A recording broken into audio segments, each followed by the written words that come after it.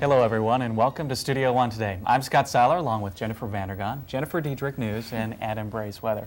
Well, thanks for joining us today. We do have an exciting weekend coming up, especially with all the homecoming activities at UND. Yep, the parade is tomorrow morning, bright and early, and we'll be out there. Don't forget about the big homecoming football game that afternoon following the parade. Yes. And it actually looks like the weather might cooperate for both of those activities. So no rain for either of them? No, I don't think so. Okay. Well, we have an intriguing show coming up, including the headline news of more troops to Iraq. Yes, so Saddam Hussein, he's in peace talks for Kuwait, but the U.S. troops, they're still skeptical. Okay. And Adam, any specifics on the weather for the weekend? Well, actually, it looks like we do have a chance for a shower, but as I said earlier, I think the weather will hold off until Sunday. Okay, thanks, Adam.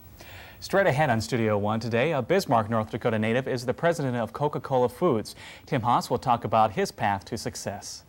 And later in our second half hour, UND President Kendall Baker and the budget plan for the next legislative session. We'll have the full weather forecast and the sports in just a few minutes, but first, Jennifer Diedrich with the top news stories. Thanks, Scott. Saddam Hussein is offering words of peace towards Kuwait, but some U.S. officials say his actions might be sending a different message. After Saddam met Thursday with Russia's foreign minister, his government said it's ready to recognize the Kuwait borders drawn by the United Nations after the 1991 Gulf War. Today, the Russian foreign minister said Iraq was attracting any conditions to that offer. The U.S. officials are responding with skepticism. President Clinton is hosting a farewell White House ceremony for Jean-Bertrand Aristide. Haiti's president returns home Saturday after 3 years in exile. During an address before the Organization of American States, Aristide praised U.S. efforts to restore democracy in Haiti. His return follows the departure of former military leader Raúl Cedras, who is now in exile in Panama. As part of the deal to get Cedras to leave, the U.S. has agreed to lease 3 of his homes. Some family and friends of Haiti's military leaders have also arrived in Miami as part of the agreement. More young people are crossing their fingers hoping they stay healthy.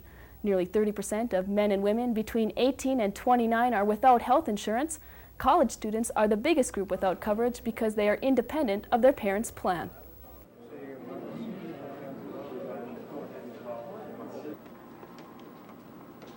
Most people that are coming back to school after a certain age, at 25 to 35 years old, have to make choices. Their expenses, their rent, food, tuition, etc. And they just don't have enough funds to afford health insurance. Vanskoy said North Dakota colleges offer a low-rate insurance policy for students. UND students pay per semester or receive general health coverage.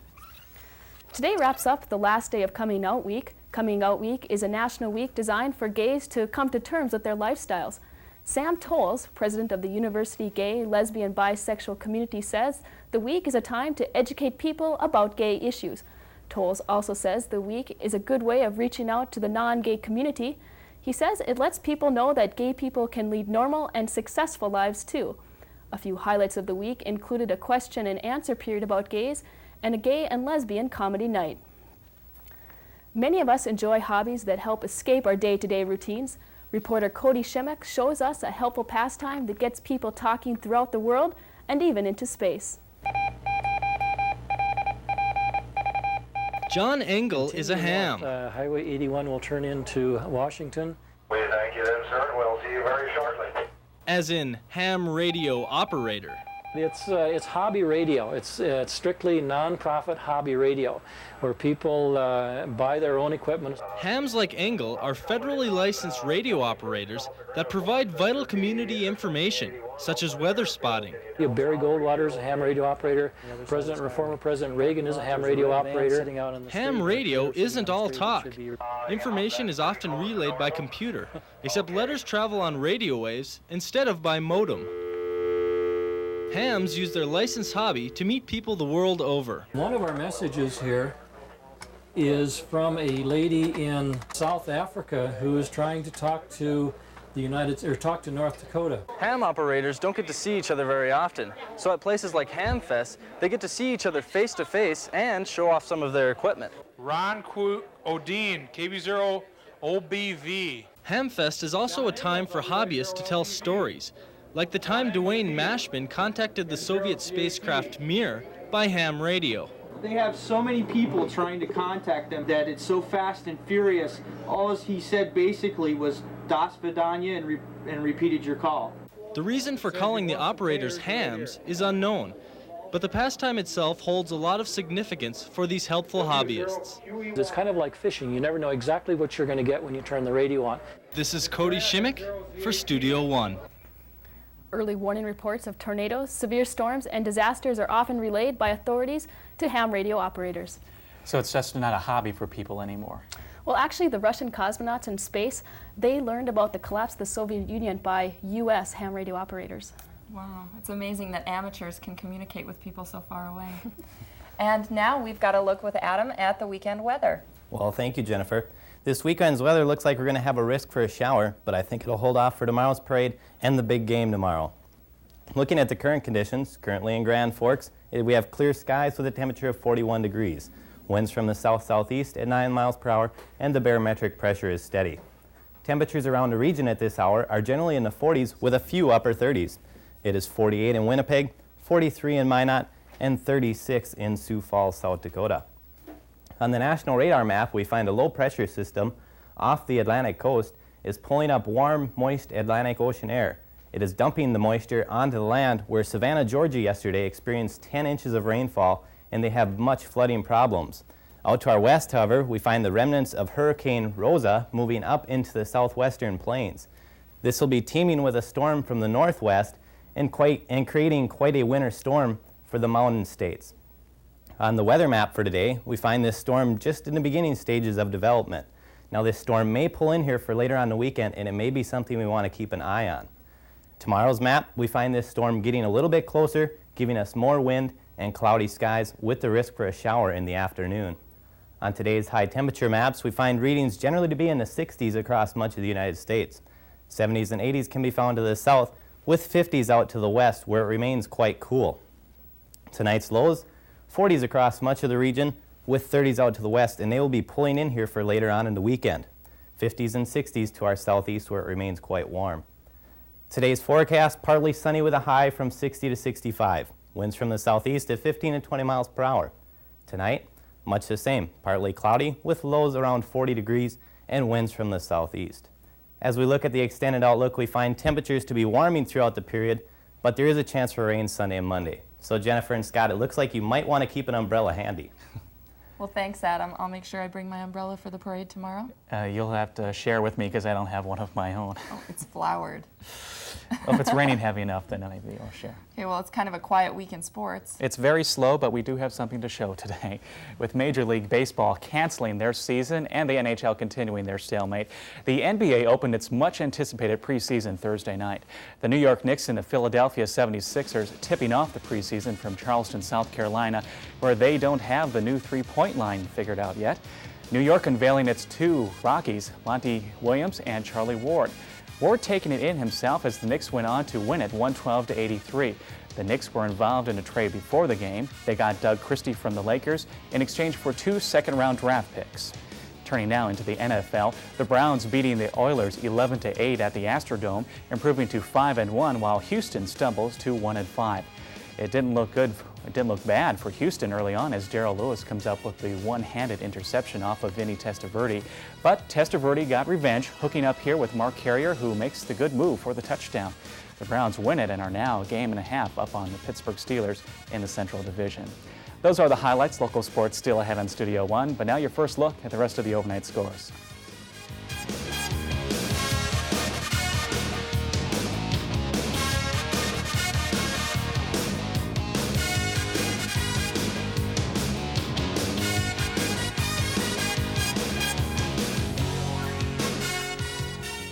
A century of UND sports has been captured in print. Former Sports Information Director Lee Bonnet's new book takes an historical look at the past 100 years of UND athletics. Bonnet served as UND's Sports Information Director for 35 years. He says research for the book began in 1953 when he joined the athletic department at the university. The book reviews each year in sports from the first baseball game in 1889 to the close of the 1993-94 season. Bonnet says sales of the books are going well and he expects sales to increase as alumni come home this weekend. All profits of the book will go toward funding athletic scholarships in Lee and his wife Elaine's names. Well, the University of North Dakota women's cross-country team is now ranked second in the nation.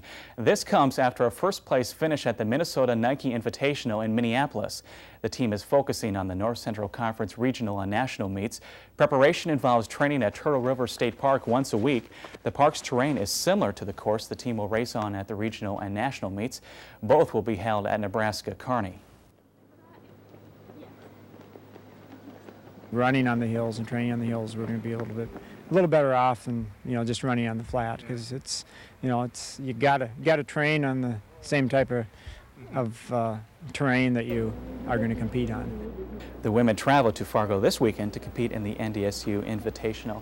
Well, it looks like fun with all the fall and the leaves and everything, but that out-of-breath thing just doesn't do it for me. Well, I used to run, but I don't anymore, so I'll just sit on the couch and let them do the good work that they always do. We'll cheer them on from the sidelines. Yeah. Well, we still have much more ahead for you today on Studio One. First, we'll talk with Tim Haas, the president of Coca-Cola Foods. He's back for the homecoming activities to accept the university's highest honor, the Sioux Award. And now a look at some of the events happening around your area this week. Stay with us as Studio One continues.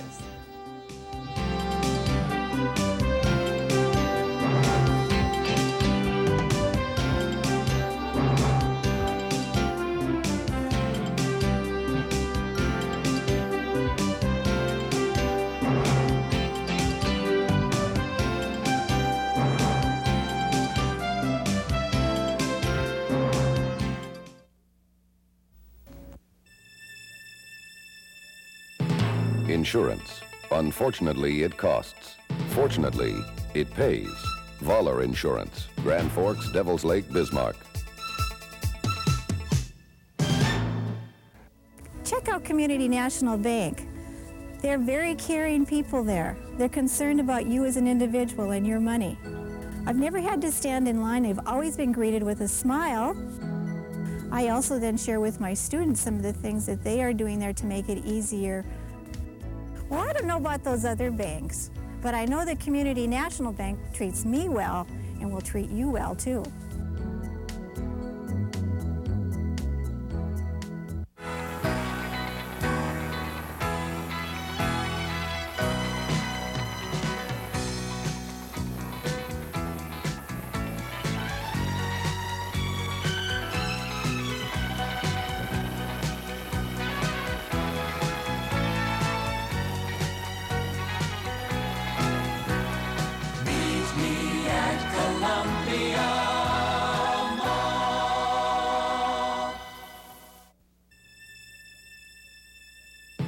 And pick your insurance company? As your agent and broker, that's our exact job. We think we do it well, and have been since 1947. Voller Insurance. Grand Forks, Devil's Lake, Bismarck.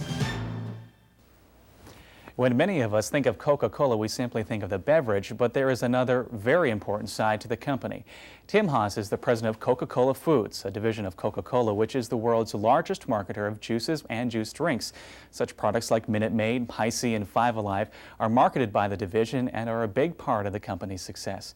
Tim Haas joins us to discuss his role with the company. Tim, thanks for joining us today. My pleasure. First of all, why don't you just explain what Coca-Cola Foods is all about?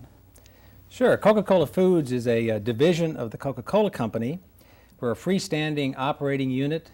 We'll do probably close to $2 billion this year in juices and juice drinks. Coca-Cola Foods, I guess, is a little bit of a misnomer because everything that we sell are, in fact, juices and juice drinks. Our principal trademarks are Minute Maid, Five Alive, and Hi-C. Mm-hmm.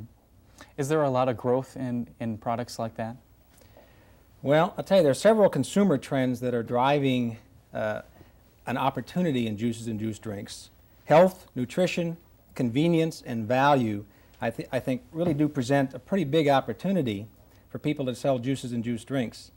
In the last several years, juices and juice drinks have grown at a rate of about 4 to 6% annually, and they're really projected to grow at that same rate, I think, throughout the end of the decade. As a total category, juices and juice drinks are about $13 billion. We at Coca-Cola Foods have about an 18% share. Our nearest competitor has about an 8%, or I think about a 10% share. So pretty significant growth opportunity for us. We obviously are positioned pretty well to take advantage of that. So how do you take get into the opportunities and take advantage of the growth in like the health food industry? Well, let me take a step back just first. We are a part of the Coca-Cola company, which gives us a very unique positioning. Coca-Cola has had an awful lot of success lately. International volume growth has been very strong. That's really been driving our stock price up. In the last week or so, we reached an all-time high, so we're creating value for our share owners. So it's a very positive, unique environment that we're operating in. What that means for Coca-Cola Foods, obviously, is room to grow. Our mission, the reason we exist, is to create value by satisfying the people of the world with the best juices and juice drinks. We think we do that pretty well, but obviously there's always room to grow. We finished 1993, I'll digress just for a moment, record sales, record volumes, record shares, best year in our history, but we really weren't satisfied. We took a step back and tried to look at where we were going with the business, how we could capture more of that growth that I've talked about, and really decided that we had to make some fundamental changes to the business. And that's what we're involved in this year. We're really creating an investment in infrastructure this year, and really in 3 areas. We brought in a lot of new people at significant levels in the business. We've added a lot of analytical capability, new systems, new technology. And we've done something rather unique that I don't think any other companies are doing just yet. We've, in a sense, disbanded our selling organization, our field selling organization, collapsed that. We've created some customer development teams. These are cross-functional teams of people located geographically around the country that are empowered, they're trained, they're equipped to deal with customers on a by-market basis. And again, the fact that they're cross-functional really means that you've got an entire group of people that are serving customers in a way that have never been served before. We think that's going to allow us to really create some competitive advantage for ourselves as we go forward. As I said, really nobody else is doing that quite yet. Well, there's a lot of history with your company, and there's also a lot of history from where, you know, after you graduated from UND till you got there. Can you explain a little bit about your path to the success? My personal path? Yes. Well, I left school in 1968. I had probably a dozen job offers at the time, which sounds probably unusual to a lot of kids that are leaving school today. It certainly sounds unusual to my 2 sons that are in college, but I think it was rather normal at that time. And I chose a company to go to work for, Lever Brothers Company, and really I did because it gave me an opportunity to be doing something that I thought could demonstrate my own abilities. And I was a salesman calling on grocery stores. Not very glamorous, but I knew that I would be able to at least demonstrate my own ability. And I had an opportunity to do that and do that very quickly. Moved through a lot of sales management ranks with Lever Brothers, bounced around the country, moved 9 times, and that was part of the, I guess, part of the regimen that you had to go through. Eventually ended up in New York City at headquarters, had a 2-hour commute, one way every day from where I lived in Connecticut into the office, and 2 hours out back again. And once my wife and I had done that for a period of about a year, we decided this may not be the best way to live. So from there we moved to Chicago. Coca-Cola came, offered me an opportunity to work for them. In 1979, went to work for Coca-Cola. So through that process then became head of sales and then ultimately CEO in 1991. So a lot of positions and a lot of traveling. Well, what you find out is hard work and hustle does make a difference, and I guess that's part of what you're doing. My background has really been one of selling, and I guess I would say it's a customer background as much as anything. Good. Tim, thank you for joining us today. We appreciate it. It's my great pleasure. Nice to be here. Well, still to come on Studio One, members of the United States Veterans Motorcycle Club are riding their Harleys to help raise food for the families who need it the most. But first, we are all told of the importance of smoke detectors in our homes, but now the push is on for carbon monoxide detectors as well. We'll explain after this.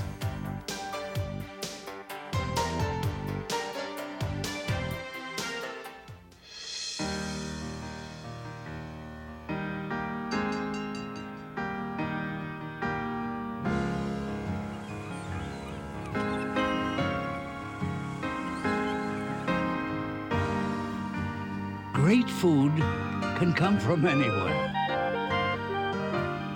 as long as the shredded natural cheese comes from Sargento of Wisconsin.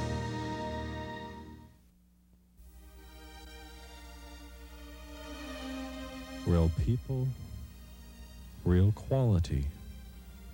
real value, real commitment, and real satisfaction.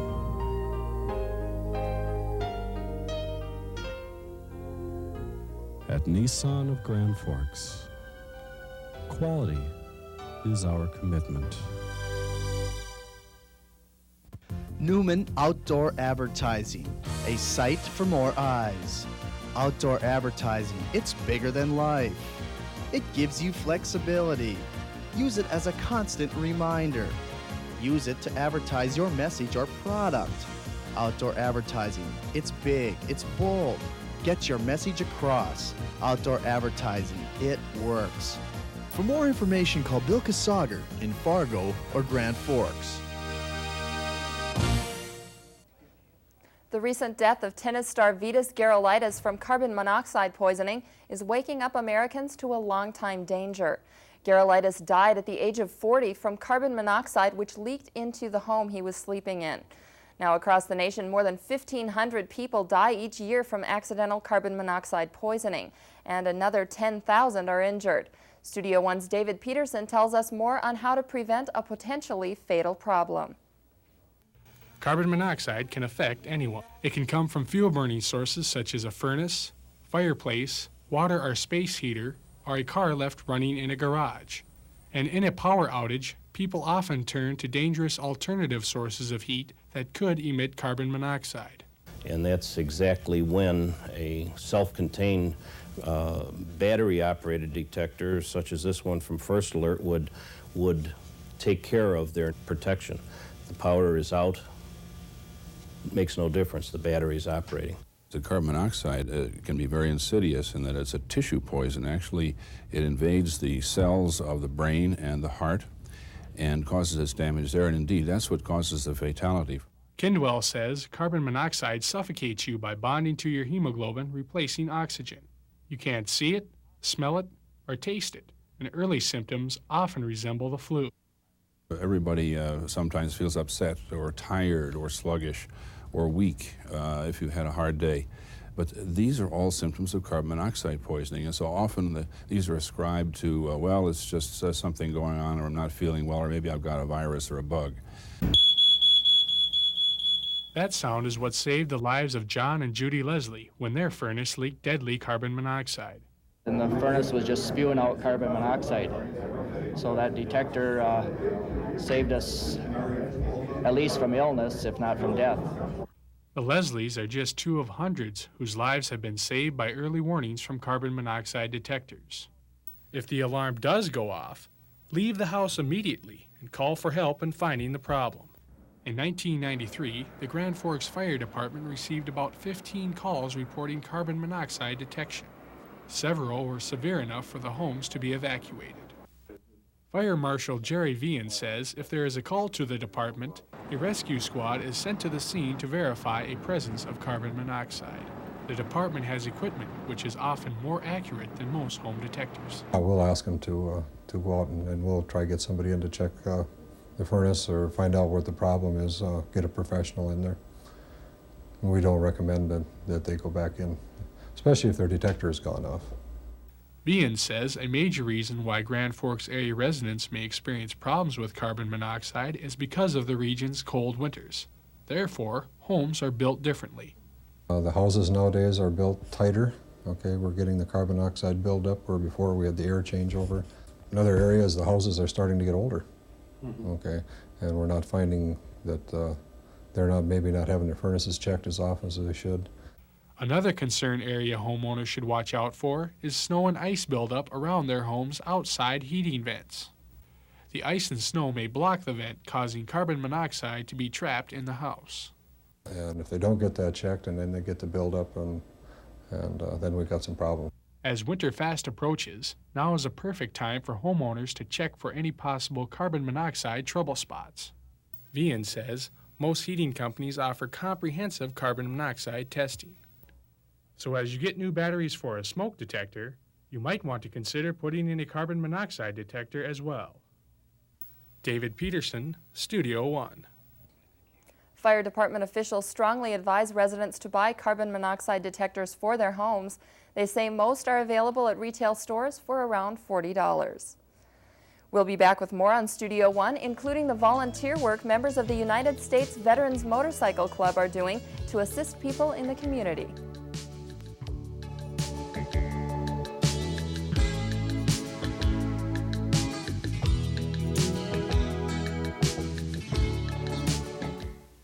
I found the perfect girl and knew she deserved the perfect diamond. So we went to Wayne Davis Jewelers, where we chose a quality diamond and a ring that she loved. They helped us decide from a wide range of diamonds that fit our price range perfectly. We were able to see how important the cutting is to the beauty of the diamonds. The friendly and helpful staff at Wayne Davis made our important decision a perfect experience. Wayne Davis Jewelers, a professional, locally owned store, Columbia Mall, Grand Forks.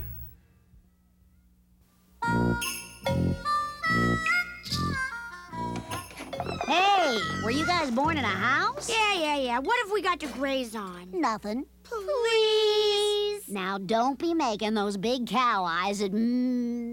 okay. It is okay if you give them the good stuff. Mootown Snackers, cheese and sticks, or cheese and pretzels. The deliciously dippable snacks. Animals. From Mootown Snackers. Hi, welcome to Subway. Subway isn't like those fancy New York steakhouses. No stuffy maitre d' or jackets required. Great vest. Thanks. But we do have A1 steak sauce. It's on Subway's new A1 steak and cheese. Slices of steak topped with A1, plus all the fresh fixins. And at Subway, you don't get a big bill. You get change. Subway's new A1 steak and cheese. Appetites are required, jackets aren't.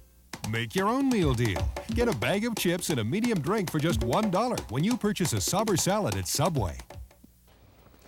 Even though the Thanksgiving holiday is just under 2 months away, members of the United States Veterans Motorcycle Club are getting in the spirit of giving. This is the second year for the group's Turkey Drive Party, which raises food for many needy families. Studio One's Jenna Davis shows us what some bikers consider a great time. The black leather, the chains, the loud roar of the Harleys. To some, this might equal a potentially rough scene. But for others, there is more to this motorcycle clan than meets the eye. To promote a good public image, and we thought, well, this would give us a good publicity and kind of dispel some of the outlaw type stereotype you get from riding with a motorcycle club. Paul Regan and the members of the United States Veterans Motorcycle Club come together for an important reason. Every year, they collect Thanksgiving turkeys for the needy people of Grand Forks and the surrounding communities. Last year, we collected 48 turkeys, and we turned them over to the Grand Forks food cupboard for distribution in the Grand Forks area. So there was probably 48 families last year that had a turkey that may not have had one if we hadn't have done what we did. Paul and his friends gather the food. From there, Elaine Nelson of the Grand Forks Food Cupboard distributes it among a wide variety of individuals and families. You take a young couple in Grand Forks. Say they've got a couple of kids. Okay, they both work. By the time they pay their rent or their mortgage, their insurance, the babysitter, the plastic cards and everything, a lot of them, the only money they've got left after they pay everything is the grocery money. Larry Carpenter is one of the people who benefits from a drive like this one. He has been living at the Grand Forks Mission on and off for a number of years. He ate Thanksgiving dinner here last year and feels that the turkeys make the holiday very special. It lifts the spirits to get a special meal, like a holiday, like the turkeys, something like that. And I believe it helps their spirits. But there is more to it than helping to feed someone. This kind of benefit serves as a stepping stone for those trying to get back on their feet. You jumpstart a car and the car runs by itself. That's how places like this should be, you know, feed them, help them out. But see, people got to get back on their feet. They can continuously be in a system like this. I don't want to be like that, and I don't want anybody else to be like that. And that is exactly what the members of the motorcycle club are hoping to accomplish. They drive from one local bar to the next, inviting more people to follow them. They say this is what the Turkey Drive is all about, helping others less fortunate and having fun bringing the community together. The Turkey Drive Party is held every year in October, and everyone is invited to come and have some fun. There is lots of music, grilled bratwurst, and a roaring bonfire. No need for a motorcycle, all you need is a turkey. After all, this is the season of sharing. Thanksgiving will now be a special holiday for many needy families, thanks to some fun-loving tough guys. This is Jenna Davis, along with photographer Jennifer Dietrich, for Studio One. The club members collected 50 turkeys this year, and they hope to triple that number next year. Now, for anyone who missed the party and would like to make a donation, all you need to do is call Elaine Nelson at the Grand Forks Food Cupboard. I know there's a lot of motorcycle organizations that do charity work. My parents ride a Harley, and they've been involved in toy runs and different food drives also. So they have a lot of fun doing that? Yeah, they really enjoy it. Okay, good. Well, coming up in our next half hour in Studio One, Robin Silverman will talk about treasure hunting in your own backyard. It's something only you can find. Plus, a look at an innovative alternative to farming in western North Dakota. It gives new meaning to the term cash crop. That story plus much more straight ahead in our next half hour on Studio One.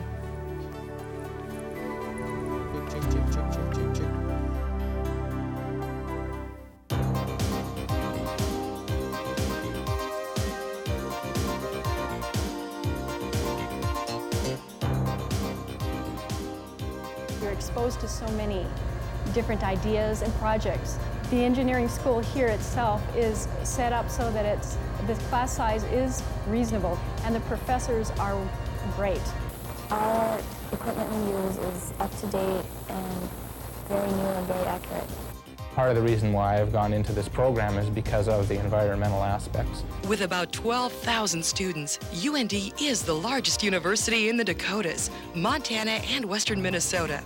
About 170 major fields provide education in careers that include engineering, law, medicine, aerospace, and business.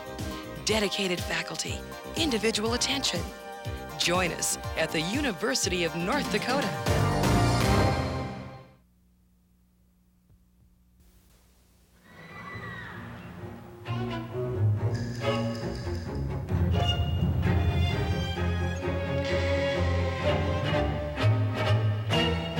Your first time as a junior achievement elementary school volunteer can be a little scary.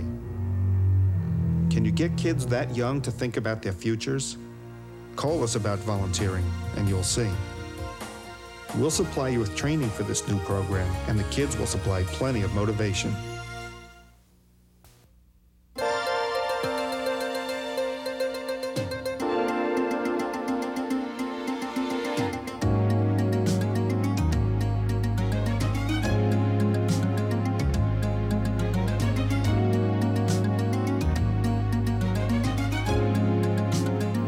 Welcome back to the second half hour here in Studio One. Coming up in the next 30 minutes, we'll show you an exciting alternative to ranching in western North Dakota. But something we probably won't be excited to see is snow, and I heard there's a rumor of it coming up this week. Well, actually, I don't foresee any snow in our near future, but it does look like we're going to get some rain. Tomorrow, though, for the game and the parade, it looks like it's going to be pretty nice. Sunny skies and temperatures in the 60s. So you can push that winter season off for us? Just yeah, a little for bit. At least another week. Okay, thanks, Adam. Well, just ahead on this final half hour Studio One, President Kendall Baker will explain the $2 million grant to UND to improve science educational experiences for elementary through college-age students in the state. Also in this half hour, we'll talk with Robin Silverman. She's an author and inspirational speaker who's teaching others to appreciate the ordinary things in their lives. But before we talk with our guests, let's get to our news update from Jennifer Dietrich. Thanks, Scott. The U.S. Defense Secretary William Perry is warning more American troops will soon be on their way to the Gulf unless Iraqi troops complete a promised withdrawal. Perry says Iraq is keeping troops in what he calls a threatening and destabilizing posture. He says more than a division of Iraq's elite government have stopped withdrawing from southern Iraq, well below the 32nd parallel. Under current plans, 30,000 U.S. ground troops are due in Kuwait by the end of the week. Recipients of the 1994 Nobel Peace Prize have been announced. Israeli Prime Minister Yitzhak Rabin and PLO Chairman Yasser Arafat will share the prize. Minister of Foreign Affairs for Israel, Shimon Peres, also won the award. A member of the selection committee reportedly has threatened to resign after the decision to recognize Arafat. A new poll shows 47% of Americans think former President Jimmy Carter should have won the prize. Less than 25% would have chosen Rabin, and only 15% Arafat. Electronic mail has increased the amount of traffic on the information highway, But many computer whizzes are complaining about one thing: computer junk mail. Email is instant written communication with another person connected to a computer network. People who use email regularly find they receive as much junk as work-related messages. Some email users say junk mail is a problem that can be easily overcome. I see that we need more people connected to be able to do our jobs, especially on this campus. If more students and more faculty and more administrators got electronic mail, then the business work could continue. For people who receive more than 100 messages a day, getting a software that filters messages might help reduce the unwanted messages. The filter can be set up to accept messages only from specific addresses or to block those from a directory. The new seatbelt regulation is in effect, but people are still breaking the law. The North Dakota mandatory seatbelt law went into effect in July, but many motorists are hanging on to their bad driving habits. The State Highway Patrol has issued more than 400 warnings to drivers since the law began. After January 1st, motorists will be fined $20 after the state's 6-month grace period expires. 19 people were killed in car accidents since July who were not wearing seatbelts. The burden of tension is carried by people every day. Many prescription and over-the-counter drugs are bought to combat the pressure, but reporter Julie Conneran found some people who might be rubbed the right way. Daily stress can be harmful. It influences everyone's life in one way or another, but some people find healthy ways in which to deal with stress. Massage therapy is quickly becoming a popular way in which to smooth over stress before it gets out of control. Yeah, you can feel the tight muscles in there. It relaxes you, and it just makes you feel better all the way around. People use massage therapy clinics for various reasons. Some use the massages for physical problems, and others for the mental relaxation. Some experts say the results are amazing. A lot more people are going to start looking to alternative medicines rather than going to the doctor every time you turn around. And it just helps you feel better all around. People believe in the benefits of the massages so much, they visit Touch of Wellbeing as often as twice a week. People are calling the clinics to work out ailments such as headaches instead of grabbing for medication. Not only do people use massage therapy to help them relieve stress from everyday life, but athletes, like these swimmers, use massage therapy to help them before competitions. Help them relax a little bit, because they'll usually tense up in the big meets. Just help them loosen up. It's also a time for concentration, I guess, too. Athletes often use the therapy of muscle relaxation. It has even become a superstition to some athletes to make sure they are ready before a competition. With photographer Jake Henningsgaard, I'm Julie Conneran for Studio One News. Massage therapists usually go through extensive training. They often help by calming a person's mind with conversation during the massage. People at the Grand Forks Air Force Base are rallying against drunk driving. An organization called Airmen Against Drunk Driving, or AADD, was launched this year. Nearly 60 members have joined since the program began a few months ago. Fundraising has started, and all the money goes towards educating the public about drinking and driving. The program extends further than the Air Force Base. Airmen Against Drunk Driving, the word airman doesn't pertain to just airmen as enlisted airmen. The way we see it is this organization, it's open to everybody. Chatta is hoping to have at least 10% of the air base join the organization. Long-term goals for the program include getting statewide support and expanding to another Air Force bases, but its main focus is to help stop drinking and driving. So how are they getting money to finance this project? Well, they have several fundraising events. One is Tuesday, they're having a luncheon, and that's to help raise money for their cause. Okay, thanks, Jennifer. Well, some Midwestern ranchers are carving out a future with help from down under. These innovators are bringing a feathery piece of Australia back to the rugged Badlands of North Dakota. Studio One's Cody Shimmick now takes a closer look at how alternative ranching is helping people become successful. On the quiet farms of western North Dakota, you expect to find cattle and horses, and you may even catch a glimpse of a buffalo. But an emu? What is it? They're probably somewhat like an ostrich, half the size. These Australian birds are the focus of a budding industry that's taking off in parts of Middle America. Now ranchers like Jim and Colleen Pajorley are making a comfortable living raising these flightless wonders. Chick. The couple were the first emu ranchers in North Dakota when they started 7 years ago. Today, they have a dozen breeding pairs. Each pair lays about 20 eggs a year. And there's always excitement when that first egg arrives. Oh, we're definitely excited. It was almost like having a baby in the... The chicks alone sell for up to $3,000 a piece. When you can produce 20 chicks out of one pair, it's like having a cow that can produce 20 calves. You can find all sizes of emus at the Pajorli's 10-acre ranch. Adults, yearlings with black down,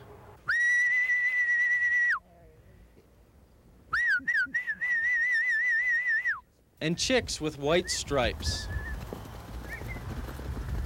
Oh, we had Jack and Jill and the Texan pair and the old pair, the black pair, Mr. Big Bird and Mrs. Big Bird. And should I throw in my hanky? They can't pick it up, though. Similar to the way Native Americans use the buffalo, nearly every part of the emu is put to use. The bird's meat is low fat, its hide is made into leather, and the oil from its back is used for aches and pains, and someday may be used to treat burn victims. Even the bird's eggs can become a work of art. Mark Hilleran's hobby is carving unfertilized emu eggs given to him by area ranchers. It's so neat to see an engraved egg that almost anything you do to it is going to look really great because it's just unique. Hilleran uses a high-speed dentist drill to create intricate designs. Yeah, that sound isn't a pleasant one for most people. It's associated with the wrong guy. Not all emus lay golden eggs, however. Winton Wold is a newcomer to the emu industry, and he's still waiting for his emus to take care of business. She was laying eggs probably without breeding. I come carrying it to the house, you know, and surprise my wife with it. 18 eggs followed that first one, but none were fertilized. Yeah, it was disappointing, but this is the type of industry, I guess it's still so exciting to me that we got a few other pair coming up, some young ones too, and it's something that I know I'll be in indefinitely as long as I'm here. Despite the setbacks, Winton feels he is forging a future with the help of these gentle animals. As far as being mean, you can see my kids are in here right now. They're not mean. Give him a hug, Blake. Give him a big hug, Blake. Oh, so nice. Someday, we may sit down to a meal of emu burgers. Or maybe the emu will go the way of the buffalo. Cody joins us now to let us know more about the emus. In your story, you mentioned that the birds breed in pairs. Well, yeah, it's interesting. They actually mate for life. So they're kind of like people. You can't just throw any pair together, and it's kind of a trick for the farmers to actually get a pair that'll get along. But once they do, get along, they can lay hundreds of eggs over a space of 20 years or more. So. Well, they're from Australia, and now they're coming back to North Dakota. How do they handle our winters? Well, the birds are worth quite a bit, so the farmers don't like to take a chance with the cold winter, so they heat the barns. But I guess when it gets about 30 degrees, they like to poke around outside in the snow. So. Okay, thanks, Cody. Great story. Thanks, Scott. Well, up next on Studio One, Jennifer will talk with Robin Silverman and looking inside yourself.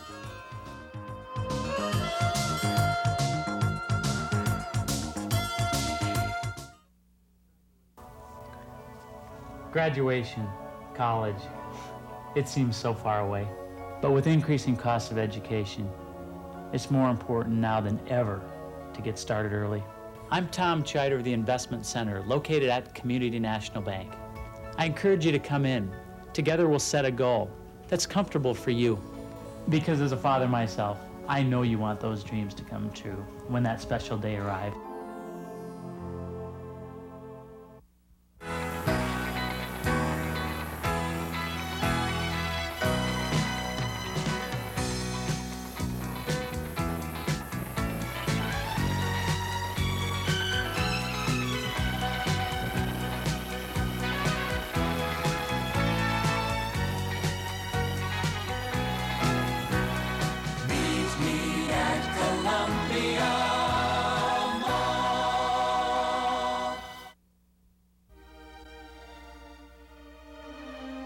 Real people, real quality, real value, real commitment, and real satisfaction.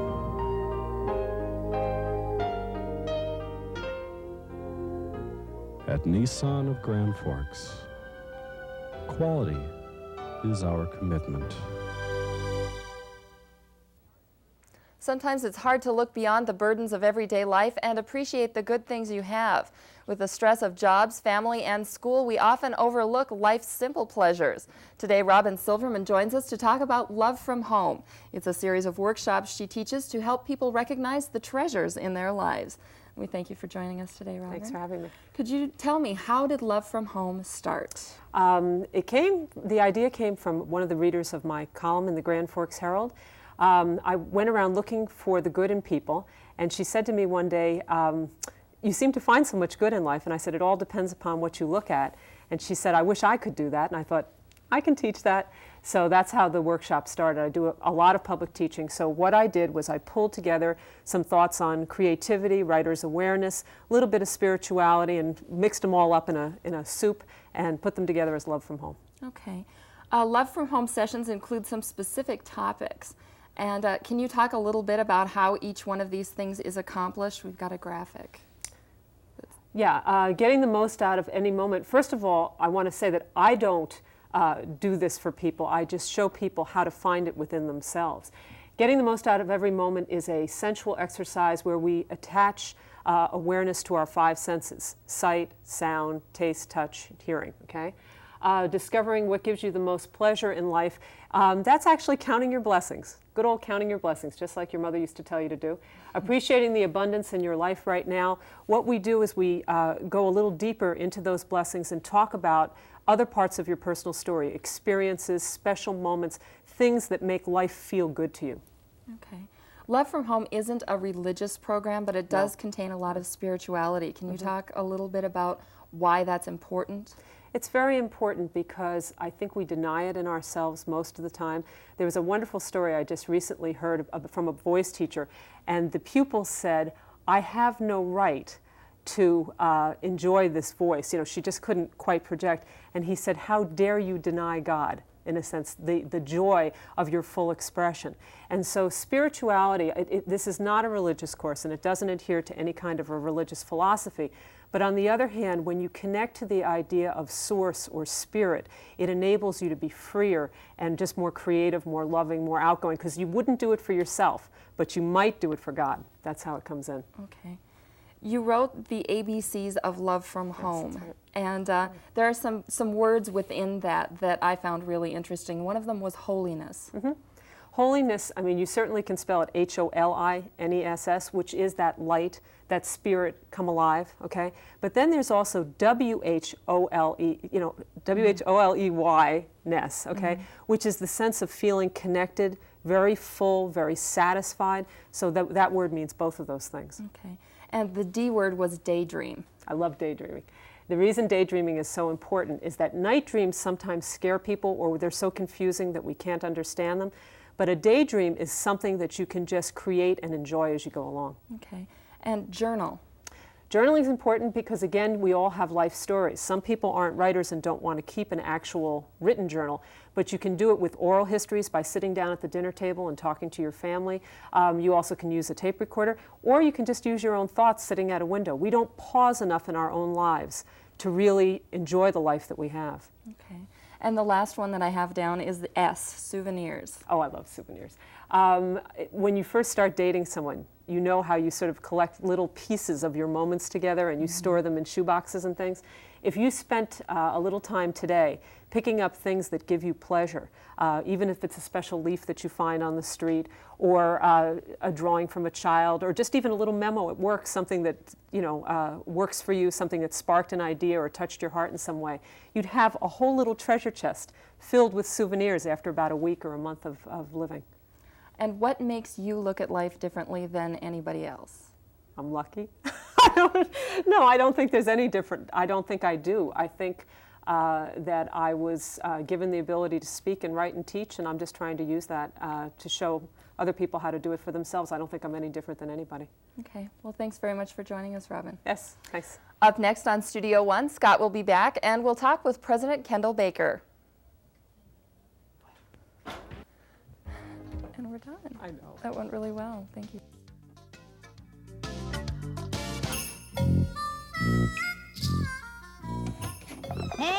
Were you guys born in a house? Yeah. What have we got to graze on? Nothing. Please? Now, don't be making those big cow eyes at okay.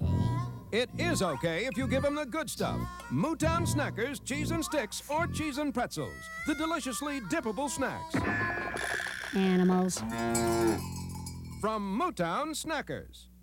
I found the perfect girl and knew she deserved the perfect diamond. So we went to Wayne Davis Jewelers, where we chose a quality diamond and a ring that she loved. They helped us decide from a wide range of diamonds that fit our price range perfectly.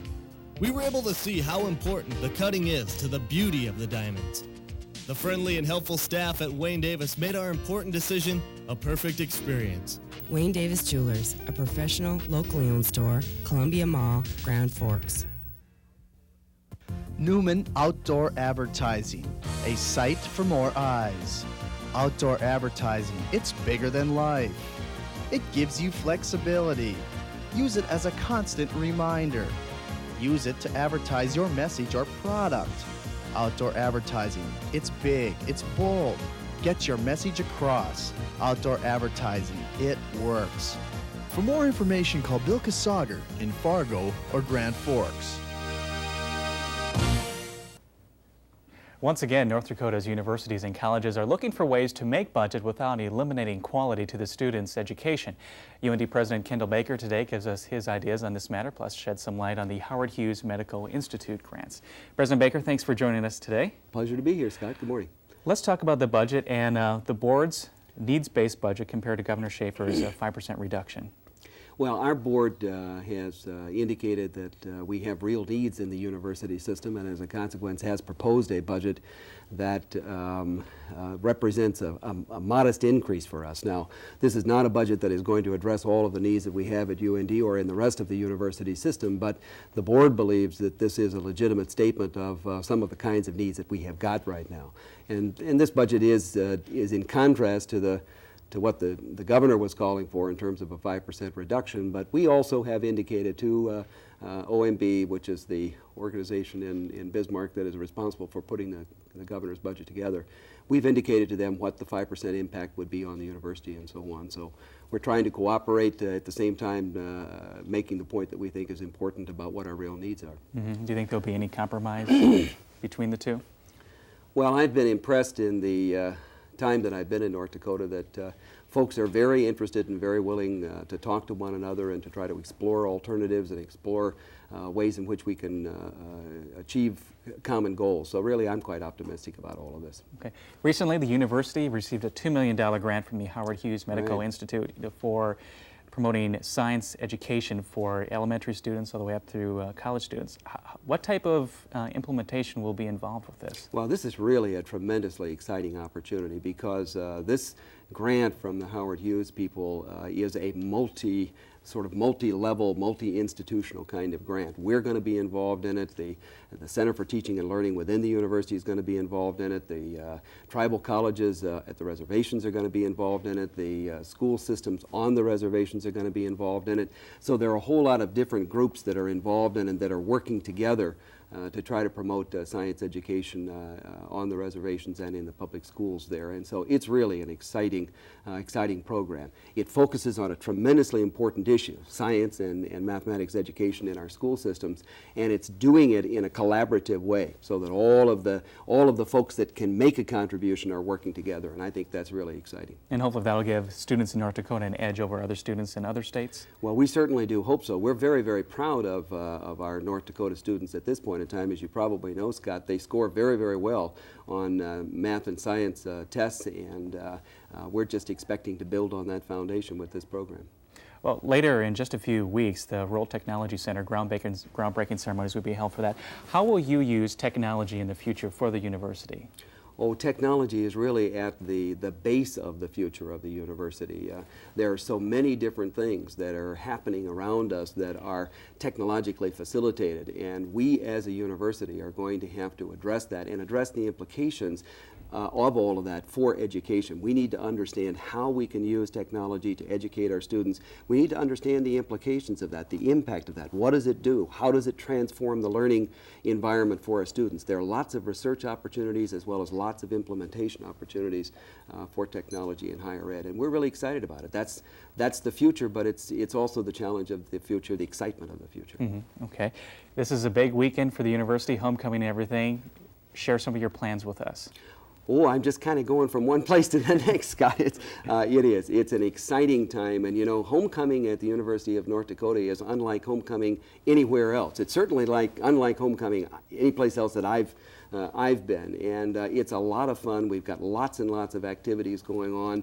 All day today we're going to have sessions with the National Alumni Leadership Council, and this is a group of people that are alums of the university that are very successful folks in their professions. You had Tim on here this morning, Tim Haas. He's going to participate, and there are going to be lots and lots of other very, very successful folks who are going to come back and talk to us about ways in which they can work with us and interact with us, new partnerships they can build with the universities, ways in which we can help one another. It's just going to be an exciting day, and I'm going to spend most of my day working with those folks, so it's going to be a lot of fun. Okay, great. President Baker, thank you for joining us today on Studio One. Thank you, Scott. And you're watching Studio One. We'll be right back after this.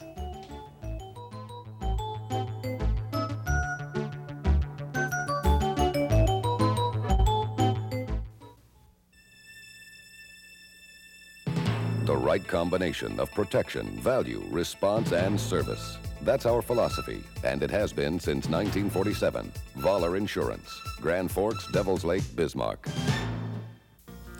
Hunger in America is real. I'm Emmylou Harris, and I'm involved with the Mama's Hungry Eyes campaign against hunger. Join me in supporting the nationwide hunger relief efforts of Second Harvest. Their network of food banks helps to feed millions of hungry people right here in America. Call 1-800-532-FOOD to learn more about the Second Harvest Network or the Mama's Hungry Eyes campaign. Hunger in America is real.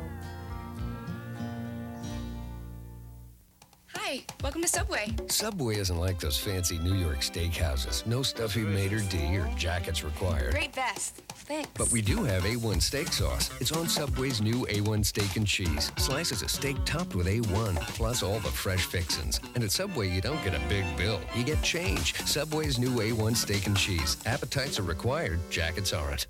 Make your own meal deal. Get a bag of chips and a medium drink for just $1 when you purchase a sub or salad at Subway. The insurance salesperson.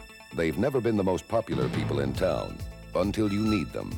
Voller Insurance, Grand Forks, Devils Lake, Bismarck. Well, before we say goodbye today, we're going to let you know how you can write us for more information or even suggest story ideas through your computer. We have an email address here at Studio One. It is udstudio@badlands.nodac.edu. So if you have any story ideas or anything you'd like to know about Studio One or suggest for us, we'd be more than happy to listen to you. And that is it for today's edition of Studio One. We'll leave you today with some blasty pictures of the fall season, courtesy of Jennifer Diedrich. She's out with the camera and shooting all sorts of scenes. Well, thanks for joining us. Have a great homecoming weekend, and we'll see you next week for more Studio One.